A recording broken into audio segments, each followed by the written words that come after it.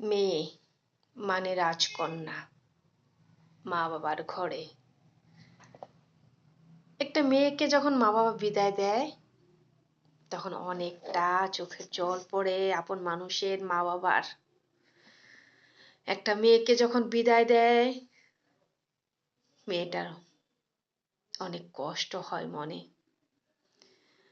মেয়েটা তার বাবার বাড়িতে কি পারে না পারে, কিভাবে থাকে না থাকে, বাবার কাছে সব দিক দিয়েই মেয়েটা তার প্রিয়। তার মা বাবার কাছে তার মেয়ের মতো আর মেয়ে হয় না। সেই মেয়েটাই বিয়ের পরে এত চোখের কাটা হয়ে যায় কেন?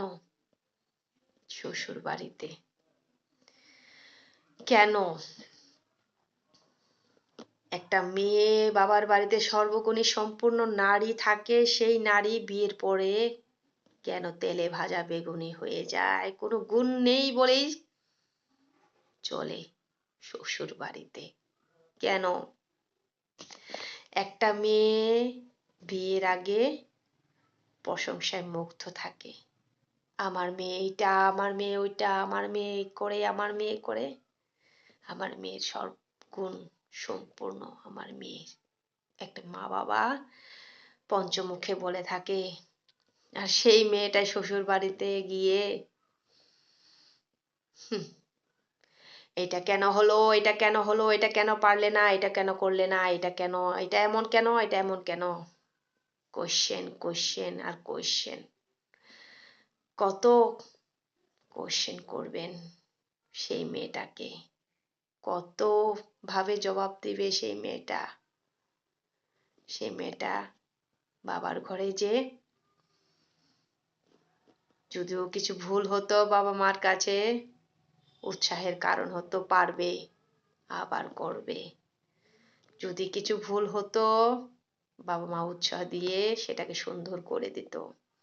আর শ্বশুর বাড়িতে যথেষ্ট ভালো হওয়ার পরেও যদি কোনো একদিন কিছু একটা খারাপ হয়ে যায়, সব ভালো গুণ গুণ ঢেকে খারাপটাই নজরে পড়ে যায়। কেন কেন কেন কেন এত ভাবে একটা মেয়ে শ্বশুর বাড়িটাকে আঁকড়ে ধরার চেষ্টা করে?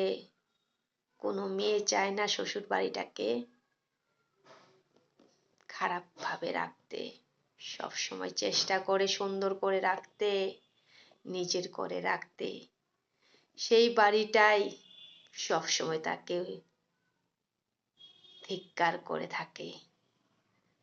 কিছু ভালো নেই সেই মেয়েটার মধ্যে, সেইটাই প্রমাণ করার চেষ্টা করে। কেন কেন কেন কেন?